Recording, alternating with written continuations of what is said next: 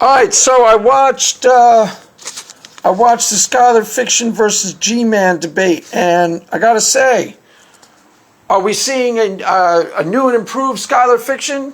A kinder, gentler Skylar Fiction 2.0? I approve. I like it. I didn't watch the whole debate. For the parts I saw, he was actually quite gentlemanly. Didn't even get his feathers ruffled all that much, and at some points G-Man was even kind of attacking him personally. Debatably, I mean, trying to pawn it off as part of the argument, structure of his argument. That was part of the structure of my argument. You lie, you gishgalop, you lie, you cheat, you steal. It's just part of my argument, dude. Not personal. So Skylar kept calm and pretty much nice and civilized through the whole thing. And could be a kinder, gentler Skylar Fiction. It's possible that he's listening to some of my critiques and taking them to heart. Maybe, maybe not. But if he has, I could easily teach Skylar to kill in my name, just like I will teach Stephanie to kill in my name. The only objection I have to Skylar Fiction's argument is very, very simple. If Skylar, I don't know that you're listening to I don't know if you're listening to me at all, but if you are, take the logical inconsistency out of the argument and I will never object to it. If you present it as your main go-to argument, if you present it as Skylar Fiction, am an agnostic/atheist moral realist, or something similar to a moral realist. And as such, I critique the morality of the Old Testament, and I find it questionable. Not only would there be no logical inconsistency in the argument, you'd be well nigh invincible with that argument. You would actually, you could do really, really well. You could beat some high-level Christians convincingly. You could go up the food chain and really thrash some people. Like a lot, like 100 to 15 or so. Why? Because there's no logical inconsistency in the argument. And as we see by the fact that Skylar was able to put his street tactics away for at least the purposes of one part of the debate that I watched, he didn't use them at all. Which means if he was experiencing the debate how it looked like to me, he looked really relaxed, like he kind of was having a good time, and he wasn't really struggling or sweating. That's how you start to win debates. Street tactics are ultimately about presence of mind. The person who has the calm, cool, collected presence of mind is actually present in the moment. In the actual street fight, this is a real thing. I've talked to actual street fighters, guys who are in Asian street gangs. This is where I learned this stuff really well, because I talked to this guy a lot about this. And I know for a fact he was telling me the truth, why I've matched up with 1,000 other things that I know on the subject. But the essence of what he told me is, fighting, like debates, fighting in debates is really emotional. Everyone gets hyped up. If you can stay calm, cool, and collected, process your emotion out, so you're the one who has presence of mind, you can win really, really easily. And I think Skylar looked to me like Skylar was experiencing that directly. Didn't look to me like he was struggling in that debate at all. And that's step one, where you're just kind of observing the debate as you're participating in it. Because then, if you use street tactics, you can use them tactically so that they're devastatingly effective. But we'll get to that. And I'm going to talk about this a lot over the months to come. And we'll see. If Skylar's listening to me, I approve. I approve of the new improved Skylar Fiction. the gentlemanly Skylar Fiction, I think it serves you well, and I think it will serve you well in the months to come.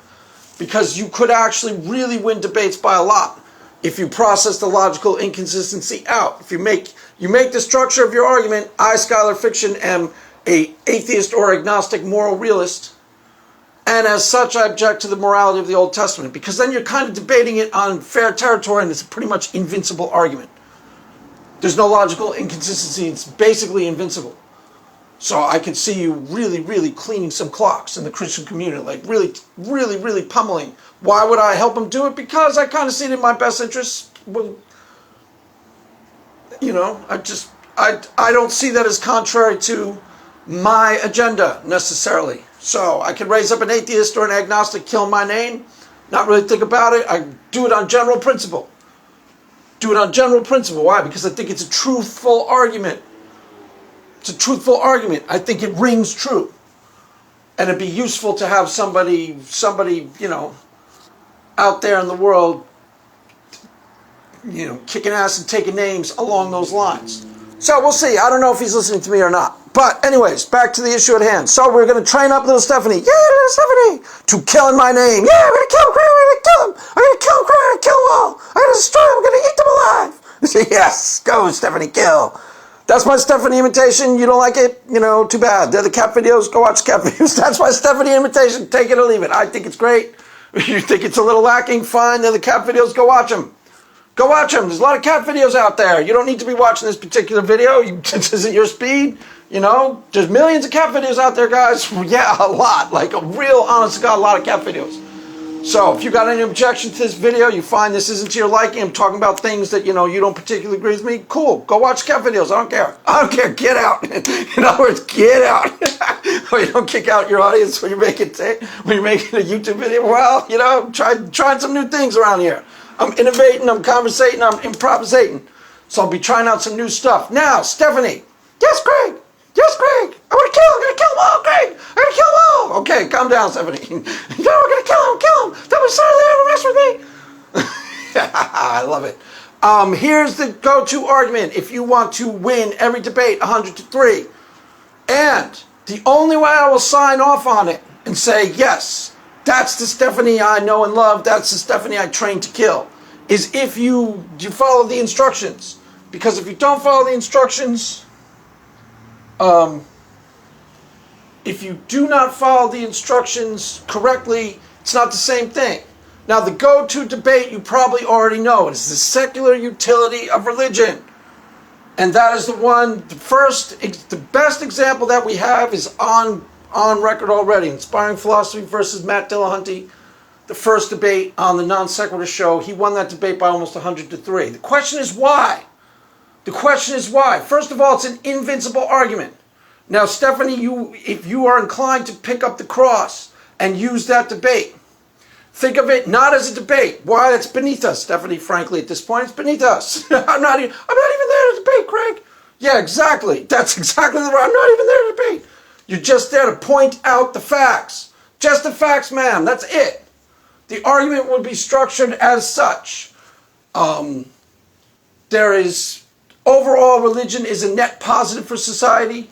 Religion in general, Christianity in particular, because the benefits far outweigh the negatives.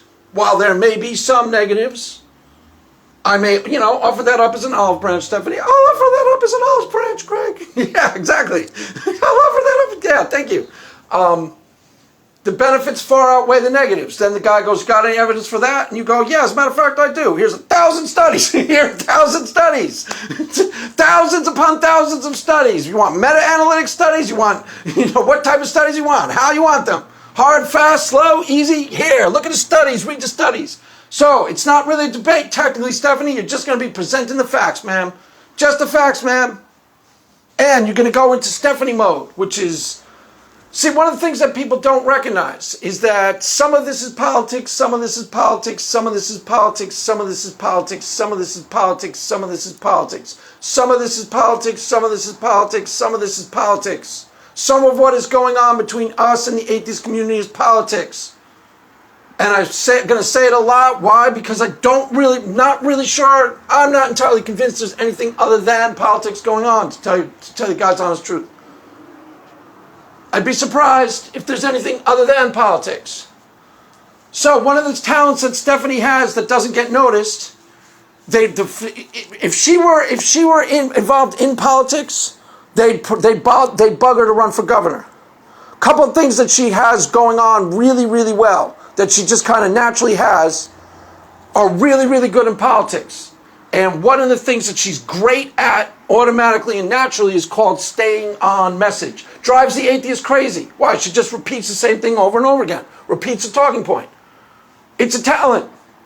A lot of people can't do it. They get, they start discombobulating themselves. She's really good at staying on message. And in politics, they recognize that immediately as a really useful skill. Why? Because it is a skill. You don't get rattled. You smile, click, click, smile, repeat. Click, click, smile, repeat. Click, click, smile, repeat. Lay down the talking point. Click, click, smile, repeat. Lay down the talking point. Click. It's a science to it. And she's really good at it. So we're not even going to consider it a debate. We're going to consider kicking ass, taking names. Basically. Kicking ass, taking names, presenting the facts. And we will win 100-3. It will be really easy. The only caveat, and this is a big caveat, so we'll have to watch the first couple of debates if she so decides to take me up. By the way, anybody else can take me up on this. If I see you killing in my name, I'll start calling plays and you can start doing it too. It should be really easy, guys. Why? Because there's not a logical inconsistency in the argument. It's straightforward. The evidence supports the conclusion. Why Christians get tripped up and why we lose a lot of these debates is the temptation. This will beat Stephanie's first temptation because it always shows up in her debates, is to try to, okay, cool, I'm going to win this point, so let me try to prove Jesus in the debate. Can't be done.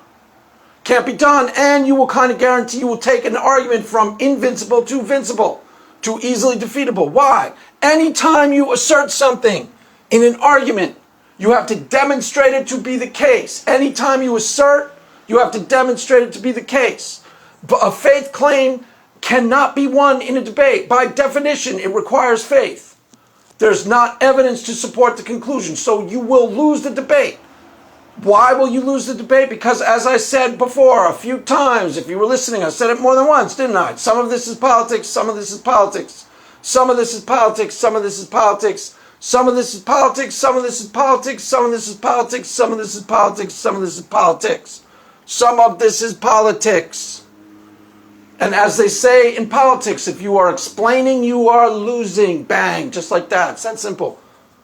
So people, first of all, let's be realistic about what's at stake and what's at issue. No one's going to convince somebody that Jesus Christ is God in a YouTube debate. That's just not on the table. If that's your agenda, scale it down, scale it back. Why? Because you can only do what is an achievable goal. Demonstrating conclusively that there is tons of secular utility to religion, Christianity in particular, is not only an achievable goal, it's a really easy to achieve goal. Which means if you go into the debate with that as your goal and your sole goal, you will win. Because you aren't overshooting the mark. You aren't giving the opponent a chance to turn the tables on you by you asserting something where now you have to back it up with evidence that you can't readily provide. You'll be asserting something. You will be asserting that there's tons of secular utility to Christianity. But then in the course of the debate, you will be providing that evidence. It's that simple. If you make a debate any more complicated than that, you are structuring in a way that you were not going to win. Keep it simple. Scale it down. Make the debate winnable. That's a totally achievable goal. Matt Dillahunty lost by something like 100-3. Now, when you start presenting that, there's a couple things you're going to have to look out for. This is why we talk about street tactics. Because, let me see if I have time to go into this in full. So I think that's clear what I said so far. I'll talk about this again in the future. The first thing you need to do as a Christian, or anybody debating, is scale down your argument to something that is logically complete and coherent, so that there are no assertions in the actual structure of the argument. Why? Then all things being equal, you will win. Then if you have presence of mind, so the one part where Stephanie will be weak, there are two parts where Stephanie has vulnerabilities. One, she always puts she always bites off more than she can chew in a debate. She always puts a faith claim in the debate, which makes her vulnerable. The other part is she is vulnerable to street tactics. Why? Because debating for her is still emotional. How street fighters process out the emotions is actually they participate in a lot of these fights. And what's weird about actual street fighters, and I promise you this is true on pain of death. I was talking to this guy a long time about street fighting. And this was an actual, member of an Asian street gang. And he'd been in something like 200 fights. And you would never know it from the outside. But as soon as I saw him try to square off against somebody in Radio Shack, some guy came in, a really big guy, was being all loud, and I saw this smile on his face like, uh-oh, uh-oh, we're going to watch somebody get killed. Because that's exactly what street fighters are like. They are enjoying it. That's what happens. They process the emotion out of the experience. Everybody else in a fight or in a debate is operating off of, angsty energy, emotion, I'm psyched up. Then they're trying to change that. That's what, pep rallies and things like that. It's true of sports too, by the way, same idea. Almost exact same idea, by the way. There's a couple of famous people in sports The most obvious example is like, okay, you have somebody like Lawrence Taylor, who is generally considered one of the best defensive players of all time. That's a different thing.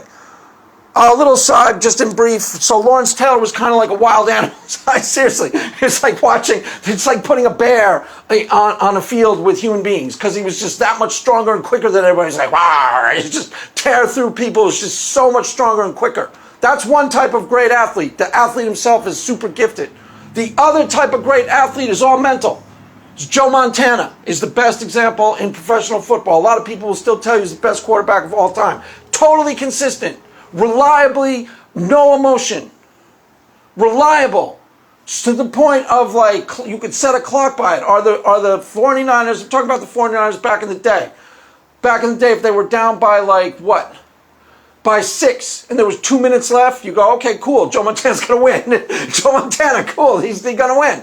And he had it down to a science, part of which was that he had processed the emotion out of the experience. So he always had presence of mind. So other people are getting hyped up. It's very intimidating to your opponent, by the way. It's the most intimidating thing to your opponent. If you're calm, cool, and collected, they'll get rattled just by definition. Why? Because the calculation of pressure automatically changes. So there's 2 minutes left in the game, and the 49ers are down by 6. I promise you this happened like 20 times. I've seen this happen in the real world. They perfected it. It was called, what was it called? God, Ron, you probably remember I think it's called how it worked was something like, I think it's called the Western offense. It was a science, basically. Some of this is science. Okay, so how's it work? They're down by 6. Joe Montana starts looking downfield. He looks like he's going to go long, and everyone starts freaking out. He's going to throw a touchdown, and then he, out of the corner of his eye, catches, I think it was Jerry Rice. Pretty sure that was one of the go-to receivers. I don't remember this off the top of my head. Out of the corner of his eye, catches Jerry Rice, standing next to the out of bounds, hits a little bucket pass. Jerry Rice picks up the first down, steps out of bounds. Bang, just like that. Clockwork. They did it so well. They did it constantly. But the key to it was that in a high-pressure situation, Joe Montana had complete presence of mind. So he was able to throw people off in really, really subtle ways. He's looking downfield, so they're all preparing for a long touchdown pass because they're freaking out. And he's got total presence of mind. And then he catches Jerry Rice out of the corner of his eye, quick bucket pass, can't miss. Jerry Rice steps out of bounds, stops the clock. Happened 100 times. I swear to God, they did this 100 times. They called it the Western offense. I'm pretty sure that's the name of it. Google it. I don't know, Ron, isn't that what it was called? The Western offense. The key is the presence of mind. The essence of street tactics, the essence of being an expert street fighter, is that you've done it so much that you've processed out the emotions. You're having a good time where everyone else is getting all hyped up. That's what you do in sport games. When you go into competitive sports, why you have a rally where you're like, rah, rah, ahead of time, is you're trying to channel all that energy and turn it into, pure aggression, pure instinct. Street fighters don't do that.